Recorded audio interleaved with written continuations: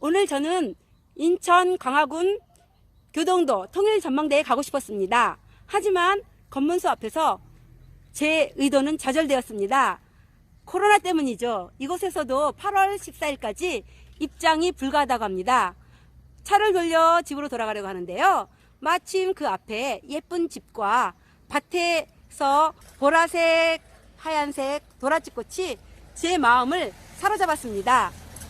3, 4년 됐다고 하는데요. 도라지꽃, 풀초롱꽃, 홀로 폈네 한 그런 노래 가사말도 생각나고요.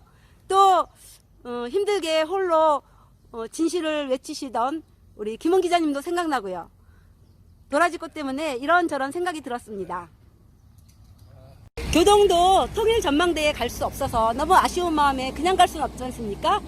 연미정을 한번 와봤습니다. 여러분 뉴스를 통해서 접해보셨죠?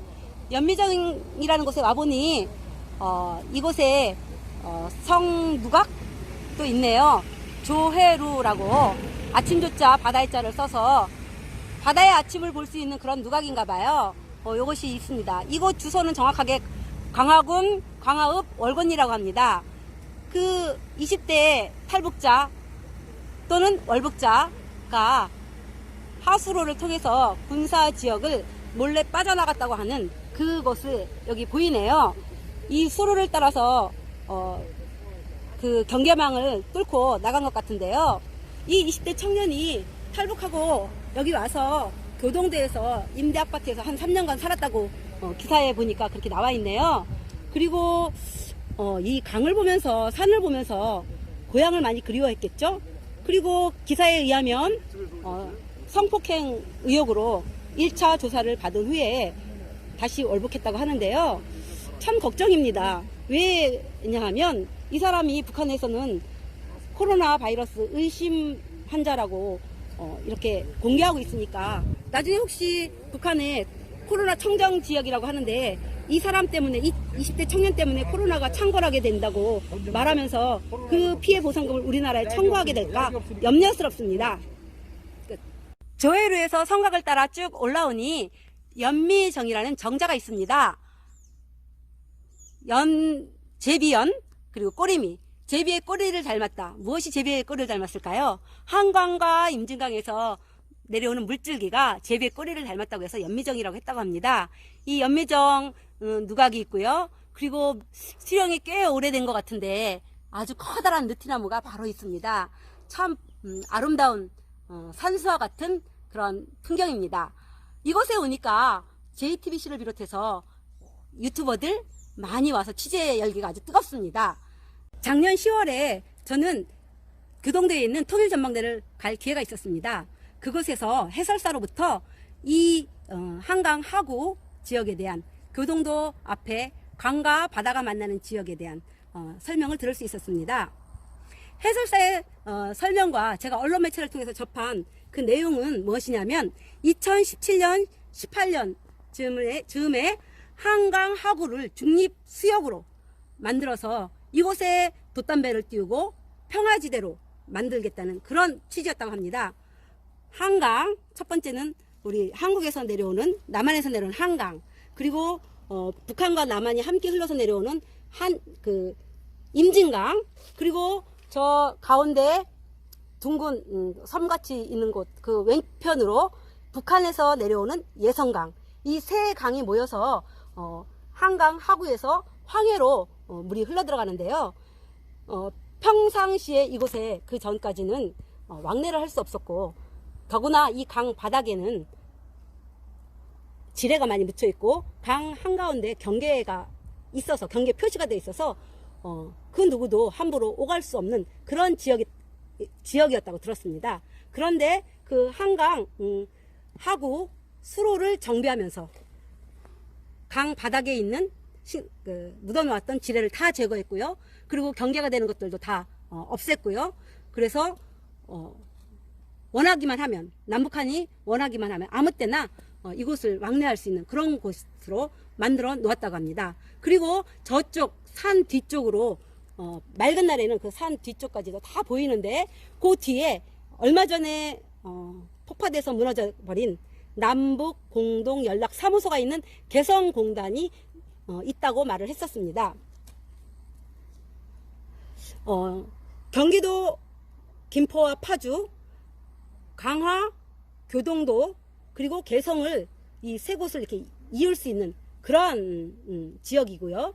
여기서 바다에 썰물로 물이 빠져나가면 수심이 얕아져서 강을 건너기가 훨씬 수월한 곳이었다고 했습니다. 네, 월북한 20대 청년, 3년 전에 이곳을 헤엄쳐서 내려왔다고 그러죠. 그리고 다시 이곳에서 헤엄쳐서 갔다고 그렇게 뉴스 보도를 접했는데요. 여기 바다와 강이 만나는 곳이고 강하구이기 때문에 썰물로 물이 빠져나가면 수심이 굉장히 얕아진다고 합니다. 그리고 이 남과 북 이 사이에 그 강과 강 사이의 거리가 가장 짧은 곳이 그때 제가 듣기로는 1.8km라고 들었습니다. 그래서 수영을 아주 잘하는 사람 같은 경우에는 물이 빠져 있을 때 충분히 수영해서 건널 수 있는 그러한 곳이라고 말을 했습니다. 그때 저는 그 해설사에게 이런 질문을 했습니다. 그럼 그 많은 돈과 인력을 써가면서 이 수로를 정비하고 평화의 지대로 만들겠다고 한 이 지역의 당장의 효과와 또 경제적인 이익, 남북 간 어떤 교류와 이해관계가 해결되었냐 물었더니, 왜냐하면 그렇게 하고 1, 2년이 지난 다음이잖아요. 그랬더니 그분 하시는 말씀, 현재는 없지만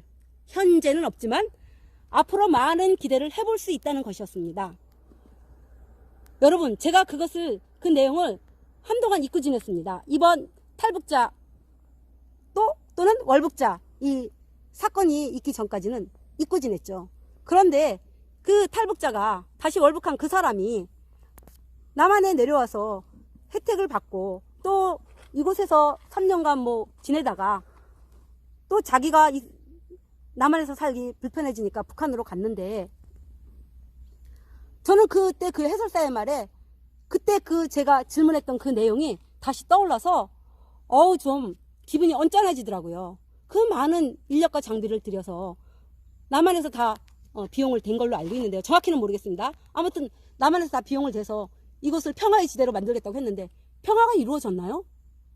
아니, 그렇게 자유롭게 월북하고 개성공단 사무소는 연락사무소는 무너져서 없어지고, 언제쯤 우리는 이곳이 평화의 지대가 되어서 마음껏 황해로 자유롭게 배가 드나들며 교류를 하고 교역을 하고 남북 간 상호 왕래가 있는 날이 올 수 있을지 참 의문이 듭니다.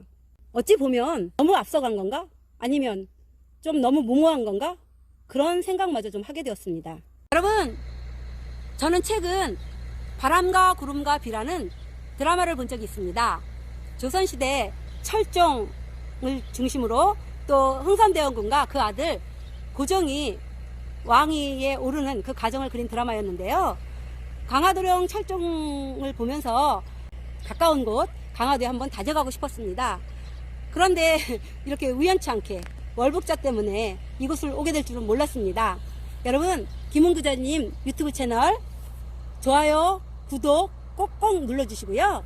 그리고 광고도 끝까지 봐주시면 감사하겠습니다. 여러분, 감사합니다.